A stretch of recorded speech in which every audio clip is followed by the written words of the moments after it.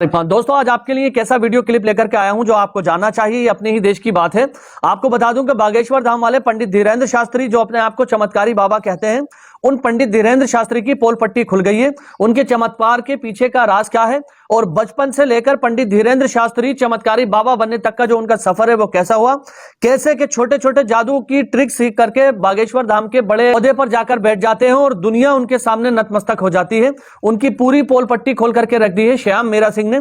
जो वीडियो मैं आपको दिखाने वाला हूं, अगर इस वीडियो को आपने देख लिया तो आप समझ जाएंगे कि भारत के अंदर ये बाबाओं की जो तादाद है वो कैसे बढ़ती चली जा रही है। इस वीडियो को दिखाने का मकसद मेरा किसी भी धर्म को नीचा दिखाना नहीं है, बल्कि समाज को जागरूक करना है। मैं ये चाहता हूं कि आप लोगों की आंखें खुले। मैं सभी धर्मों का सम्मान करता हूं, लेकिन आजकल मार्केट में नए नए बाबा आकर किस तरह से लोगों को बेवकूफ बनाते हैं। और आप लोगों ने देखा होगा कि बहुत सारे लोगों के जो घर हैं वो बर्बाद हो गए बाबाओं के चक्कर में पड़कर। तो मैं ये चाहता हूं कि आप लोगों की आंखें खुले और आप ये देखें कि कैसे एक आम इंसान अपनी झोपड़ी से उठकर कुछ छोटी मोटी ट्रिक सीखकर एक बड़े लेवल पर पहुंच जाता है और दुनिया उसके सामने नतमस्तक हो जाती है। इस वीडियो को जरा ध्यान से देखना और हो सके तो इस वीडियो को अपने आसपास शेयर कर देना, क्योंकि ये वीडियो आपकी आंखें खोल देगी। तो वक्त को जाया नहीं करते हुए इसी के साथ शुरू करते हैं वीडियो। नमस्कार, मैं श्याम मीरा सिंह। धीरेंद्र कृष्ण शास्त्री की कहानी मध्य प्रदेश के इसी गड़ा गांव से शुरू होती है, जहां एक पहाड़ी पर 300-400 साल पुरानी शंकर जी की मूर्ति स्थापित थी। पास में ही गांव के लोग अंतिम संस्कार करते थे। लोकल लोग कहते हैं कि एक वक्त पर इसे मरघट पहाड़ी ही बुलाते थे, क्योंकि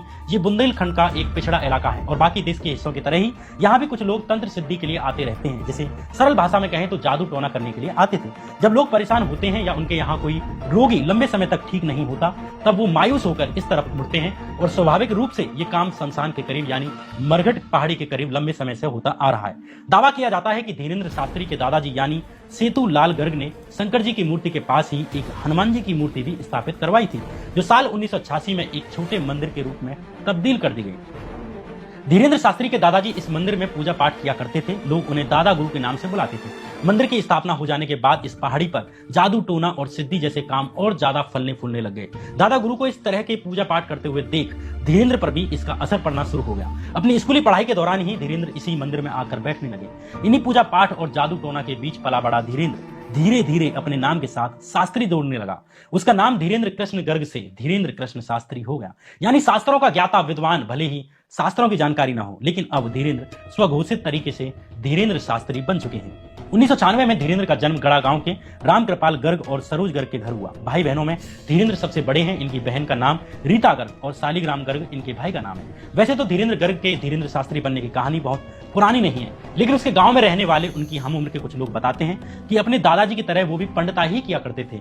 इस पंडिताई के गुण उसने अपने दादाजी से ही सीखे थे। अपने दादाजी को लेकर ही धीरेंद्र शास्त्री एक वीडियो में कहते नजर आते हैं कि हमें लगातार 3 बार सपने में हमारे दादाजी महाराज आए, हमसे अज्ञातवास पर जाने के लिए कहा। तब हम जानते थे नहीं थे कि अज्ञातवास क्या होता है। फिर हमें पता चला कि पांडवों ने भी ऐसा किया था। तब हमें समझ आया कि अज्ञातवास से भी भगवान का आशीर्वाद प्राप्त हो सकता है। हम जब अज्ञातवास से लौटे तो दरबार लगाने लगे। लोगों का साथ मिलता रहा। वैसे तो धीरेंद्र शास्त्री की वेबसाइट पर उनकी संपत्ति को लेकर लिखा है कि उनके पास सिर्फ एक मोटरसाइकिल है। उसके अलावा जितने भी दान दक्षिणा आदि प्राप्त होते हैं वो मंदिर के काम में आते हैं, धाम की सेवा में उपयोग होते हैं। उनके अनुसार उन्होंने 9 एकड़ जमीन खरीदी है, जिस पर वो कैंसर अस्पताल का निर्माण करना चाहते हैं। धाम में आया दान मंदिर विस्तार और जन कल्याण के जैसे कार्यों के लिए, जैसे कि कन्याओं का विवाह करना, रोगों के निदान के लिए और अन्नपूर्णा भंडारा में लगाया जाता है। लेकिन धीरेंद्र शास्त्री की वेबसाइट में लिखी बातों से इधर देखें तो बाबा महंगी गाड़ियों के काफिले तो छोड़िए, कई बार वे प्राइवेट जेट से भी चलते हैं। जब धीरेंद्र शास्त्री कहीं निकलते हैं तो दर्जनों गाड़ियों का काफिला साथ निकलता है। लेकिन सवाल यह है कि धीरेंद्र शास्त्री पर इतना पैसा कहां से आया, कहां से वो इतना प्रसिद्ध हुआ? इसका जवाब है, ये सब कुछ संभव हुआ दरबार से और दरबार में आने वाले भक्तों के चढ़ावे से। इसकी हकीकत एक मीडिया चैनल को इंटरव्यू देने वाले चंदला विधानसभा के पूर्व विधायक रहे आरडी प्रजापति बताते हैं। आरडी प्रजापति बताते हैं कि इस जगह पर शंकर जी का मंदिर था, बगल में हनुमान जी की मूर्ति थी। धीरेंद्र के बाबा यहाँ पर पूजा किया करते थे। इन लोगों के पास घर द्वार कुछ नहीं था। पास में एक सामुदायिक भवन था जिसमें ये लोग बरसाती डालकर रहते थे, पूजा पाठ करते थे, गांव वाले मदद कर देते थे। धीरे धीरे इन्होंने दरबार लगाना शुरू कर दिया। कई मीडिया रिपोर्ट्स बताती हैं कि कुछ साल पहले धीरेंद्र शास्त्री छतरपुर आए और उन्होंने एक प्रेस कॉन्फ्रेंस करके उसमें स्थानीय मीडिया को बुलाया, जहां प्रेस के सामने उन्होंने धीरेंद्र शास्त्री ने पत्रकारों से कहा कि हमारा एक सिद्ध स्थान है गड़ा, यहाँ आकर आप लोग दर्शन कीजिए और चमत्कार देखिए। पत्रकारों ने पूछा कि चमत्कार क्या है? तब जवाब आया कि गड़ा स्थित पहाड़ी पर शंकर जी के मंदिर में यदि बल्ब जलाया जाए तो वो फूट जाता है। इसलिए मंदिर में सिर्फ दिए की रोशनी की जाती है, इसलिए इस मंदिर में लोगों की आस्था भी है।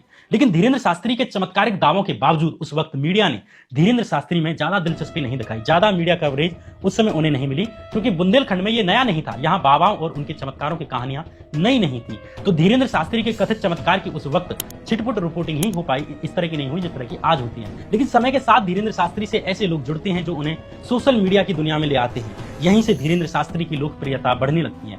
सोशल मीडिया हाथ लगने के बाद धीरेन्द्र शास्त्री को मीडिया की जरूरत नहीं रह गई। धीरेन्द्र के वीडियोज को यूट्यूब और व्हाट्सएप के जरिए बड़ी संख्या में लोगों तक पहुंचाया गया। सोशल मीडिया ने भी बहुत अहम भूमिका निभाई। आज की तारीख में धीरेन्द्र के ज्यादातर वीडियोज पर लाखों व्यूज आते हैं। ट्रेन से लेकर बसों में तमाम लोग आपको ऐसे मिल जाएंगे जो धीरेन्द्र शास्त्री के कथित चमत्कारों को देख रहे होते हैं। इसी बीच एक धार्मिक चैनल यानी संस्कार ने पिछले 3-4 साल पहले धीरेन्द्र शास्त्री के साथ मिलकर बड़ी बड़ी भागवत कथाएं करना शुरू कर दिया। स्थानीय मीडिया के कुछ लोग उन्हें नियमित रूप से अब कवर करने लगे। सोशल मीडिया तो था ही, इसके बाद धीरेन्द्र शास्त्री के नाम के साथ अब कथावाचक शब्द भी लगने लगा। अब तो समाचार चैनलों पर भी धीरेन्द्र शास्त्री के दरबार का सीधा लाइव प्रसारण किया जाने लगा है, जैसे प्रधानमंत्री की रैली का लाइव प्रसारण किया जा रहा हो। सोशल मीडिया के बाद धार्मिक चैनलों और बाद में समाचार चैनलों और अब तो राजनीतिक पार्टियों का सपोर्ट मिलने के बाद धीरेन्द्र शास्त्री धर्म के इस व्यापार में सबसे ऊपर छा गए। पूरा स्कोप अब धीरेन्द्र शास्त्री में ही मड़ा हुआ है। आज गड़ा गांव की पहाड़ी पर शिव और हनुमान की मूर्तियां हैं, दर्शन के लिए सारी व्यवस्था है। और अगर धीरेन्द्र शास्त्री से मिलना है तो हनुमान यानी कि बालाजी के यहाँ ये नारियल बांधकर अर्जी लगाई जाती है। इसे पहाड़ी से नीचे एक पंचायत भवन था जिसका जिक्र पूर्व विधायक आर डी प्रजापति ने भी किया था, जो अब अच्छे खासे निर्माण के बाद बाबा बागेश्वर धाम बन चुका है। धीरेन्द्र शास्त्री की दुकान जम जाने के बाद अब बागेश्वर धाम के आसपास की जमीनों की कीमतें भी 80 लाख प्रति एकड़ तक पहुंच गई हैं। लेकिन इस बीच धीरेन्द्र शास्त्री पर आरोप है कि यहाँ जमीन सिर्फ खरीदी ही नहीं जा रही है बल्कि कब्जाई भी जा रही है। बाबा बागेश्वर धाम पर लगे इस इल्जाम की पड़ताल के लिए दैनिक भास्कर अखबार के रिपोर्टर संतोष सिंह ने ग्राउंड रिपोर्ट की, जिसमें संतोष सिंह लिखते हैं कि आज छतरपुर खजुराहो हाईवे से सटा गड़ा गांव बागेश्वर धाम के कारण बिजनेस हब बन गया है। रोज हजारों की भीड़ होती है जो मंगलवार और शनिवार को लाखों में बदल जाती है। इसके चलते दुकानों का एक महीने का किराया 1.25 लाख रुपए तक पहुंच गया है। संतोष लिखते हैं कि अब गड़ा में निजी और सरकारी जमीनों पर कब्जे का खेल भी शुरू हो चुका है। सीधा आरोप बागेश्वर धाम सरकार यानी धीरेन्द्र कृष्ण शास्त्री और उनके सेवादारों पर है। मंदिर से सटी जमीन छतरपुर जिले में राजनगर तहसील के सरकारी रिकॉर्ड में शमशान, तालाब और पहाड़ के रूप में दर्ज है। धीरेन्द्र कृष्ण शास्त्री और उनके सेवादार तालाब को पाटकर अब दुकान बनवा रहे हैं। निर्माण कार्य जोरों से चालू है। तहसीलदार ने निर्माण को लेकर एक नोटिस भी जारी किया, लेकिन निर्माण अभी भी जारी है। इतना ही नहीं, अवैध टपरों का भी निर्माण करके लोगों को किराए पर देकर अवैध वसूली भी की जा रही है। संतोष की एक रिपोर्ट पंचायत भवन पर हुए एक अवैध कब्जे का भी जिक्र करती है। अपनी इस रिपोर्ट में संतोष बताते हैं कि बागेश्वर धाम के पास सरकारी जमीन पर 12 लाख रुपए की लागत से सामुदायिक भवन बना था, जिसे पंचायत ने अपनी निधि से बनवाया था। लेकिन अब इस पर धीरेन्द्र कृष्ण शास्त्री का कब्जा है। सामुदायिक भवन के ऊपर खुद के द्वारा निर्माण कर उसे 2 मंजिल और बढ़ा लिया गया है। इसी भवन में बैठकर वे पेशी पर आए लोगों से मिलते हैं। यहीं पर उनका दरबार भी लगता है। लेकिन कमाल की बात यह है कि पंचायत भवन पर कब्जे को लेकर गांव के लोगों ने कभी कोई विरोध दर्ज नहीं कराया। इसके पीछे यह भी माना जाता है कि बागेश्वर सरकार के यानी कि बागेश्वर महाराज के प्रभाव के चलते कोई आवाज उठाने की हिम्मत तक नहीं करता। पहले गांव में किसी की शादी के समय इसी पंचायत भवन में बारात रुका करती थी, लेकिन इस पंचायत भवन पर अब बाबा का कब्जा है। लोग अपनी जमीन को बेचने के लिए दबाव की बात भी स्वीकार करते हैं, मगर खुलकर बोलने से डरते हैं। वो कहते हैं कि नेता, मंत्री, कलेक्टर, एसपी से लेकर थानेदार तक जब धीरेन्द्र शास्त्री के चरणों में मत्था टेकते हैं तो हमारी कौन सुनेगा। और ये सही बात भी है। जब मध्य प्रदेश के गृह मंत्री नरोत्तम मिश्रा से लेकर सत्ताधारी पार्टी भाजपा के अध्यक्ष वी.डी. शर्मा धीरेन्द्र शास्त्री के सामने जमीन पर बैठते हैं, सिर्फ नरोत्तम मिश्रा ही नहीं बल्कि मध्य प्रदेश कांग्रेस के नेता जैसे कि पूर्व मुख्यमंत्री रहे कमलनाथ तक धीरेन्द्र शास्त्री के सामने सर झुकाकर जाते हैं। वैसे में ग्रामीणों में धीरेन्द्र शास्त्री के प्रभाव और दबदबे की बात को गलत नहीं माना जा सकता। सिर्फ धीरेन्द्र शास्त्री का ही दबदबा नहीं है, बल्कि धीरेन्द्र शास्त्री के नाम का फायदा उनके छोटे भाई सालीग्राम ने भी उठाने में कसर नहीं छोड़ी। गड़ा गांव में अहिरवार समाज के एक परिवार में बेटी की शादी थी। परिवार ने पहले बागेश्वर धाम के सामूहिक विवाह सम्मेलन में शादी के लिए आवेदन दिया था, लेकिन बाद में निजी कार्यक्रम करने का फैसला किया। शादी 11 फरवरी को थी। इस बात का पता चलने पर पंडित धीरेन्द्र शास्त्री का छोटा भाई सालीग्राम रात करीब 12 बजे अपने कुछ साथियों के साथ शादी समारोह में पहुंचता है। वहां उसने उत्पात मचाते हुए तोड़-फोड़ करना शुरू कर दिया और लोगों को धमकाया। डरे सहमे परिवार के लोगों ने शादी बीच में ही रोक दी। बारात लौट गई और रिश्तेदार भी चले गए। हालांकि काफी समझाइश के बाद शादी उसी रात हो गई। सालीग्राम की इस हरकत का एक वीडियो वायरल भी हुआ, जिसके बाद भारी जन आक्रोश के चलते पुलिस ने शिकायत दर्ज की। इस दौरान दूल्हे आकाश अहिरवार ने आरोप लगाया था कि 11 फरवरी की रात जब बाराती खाना खा रहे थे, डीजे पर राई बज रही थी, तभी धीरेन्द्र शास्त्री के भाई सालीग्राम ने आकर जाति सूचक शब्दों के साथ गालियां देना शुरू कर दिया। शादी में व्यवधान डाला और उसके हाथ में एक पिस्टल थी। उसने पिस्टल से 2-3 बार फायरिंग भी की। दूल्हे आकाश ने बताया कि बागेश्वर धाम में 18 तारीख को सामूहिक विवाह होना था। ये लोग चाह रहे थे कि मेरी भी शादी वहीं पर ही हो, जिसके लिए धीरेन्द्र शास्त्री ने घर पर खबर भी भिजवाई थी, मगर हमने सामूहिक विवाह में शादी करने से इनकार कर दिया। इस पर सालीग्राम भड़क गए।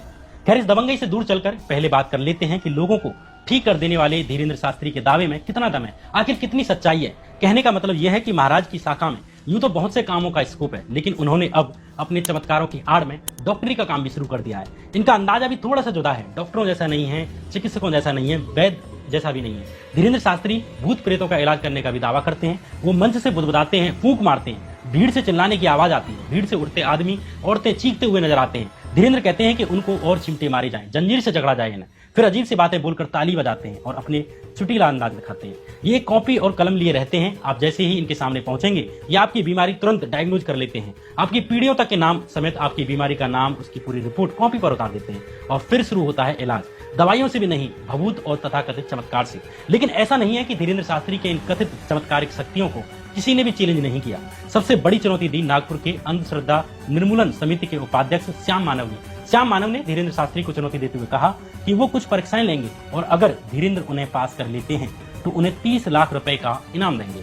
श्याम मानव ने कहा कि वो धीरेंद्र शास्त्री के सामने 10 लोगों को खड़ा करेंगे जिनके नाम, पिता का नाम, फोन नंबर, उम्र की पहचान धीरेंद्र शास्त्री को करनी होगी। इसके अलावा उन्हें दूसरे कमरे में रखी हुई वस्तुओं की पहचान भी करने की चुनौती दी। श्याम मानव ने कहा कि यदि धीरेंद्र शास्त्री 2 बार ऐसा करने में सफल होते हैं, यदि वो 90% प्रश्नों के जवाब भी अगर सही देते हैं, तो अखिल भारतीय अंधविश्वास उन्मूलन समिति के प्रमुख के रूप में उनके चरणों में सिर रखकर माफी मांगूंगा और समिति की ओर से 30 लाख का इनाम दूंगा। श्याम मानव ने कहा कि अगर महाराज के पास दैवीय शक्ति है तो वे इसका उपयोग देश की सुरक्षा के लिए क्यों नहीं करते।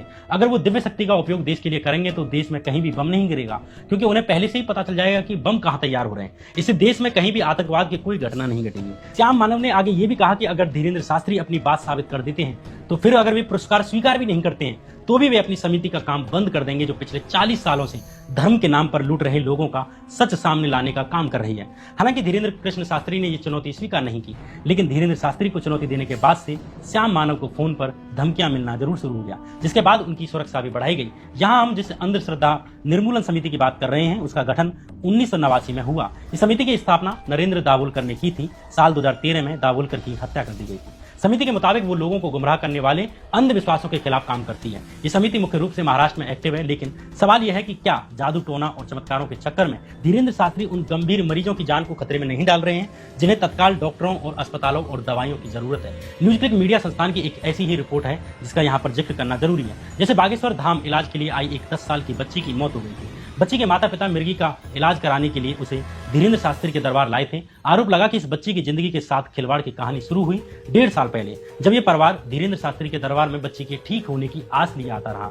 इस कहानी का अंत हो गया इसी साल 12 फरवरी के दिन। इसी दिन बच्ची की तबीयत बहुत ज्यादा बिगड़ गई और भभूत और चमत्कार के चक्कर में उसकी जान चली गई। बच्ची के परिवार वालों ने बाद में बताया कि धीरेंद्र शास्त्री ने उसके माथे पर भभूत लगा दी थी और कहा कि जाओ बच्ची शांत हो जाएगी। न्यूज क्लिक की एक और रिपोर्ट दावा करती है कि उत्तर प्रदेश के फिरोजाबाद की एक महिला भी कथित तौर पर धीरेंद्र शास्त्री के चमत्कार से भ्रमित होकर अपनी जान गंवा चुकी है। महिला किडनी की बीमारी से जूझ रही थी और अपने पति के साथ अर्जी लगाने धीरेंद्र शास्त्री के धाम पहुंची थी।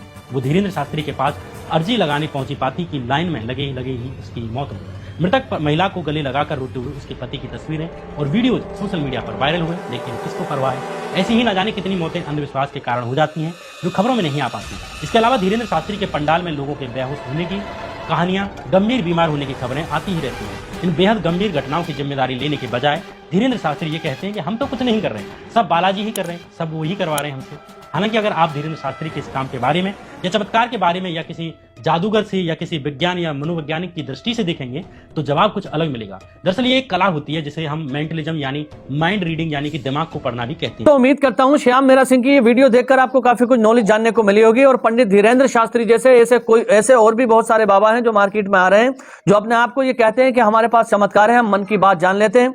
मन की बात जानना कोई चमत्कार नहीं होता, बल्कि टेक्निकली बात होती है।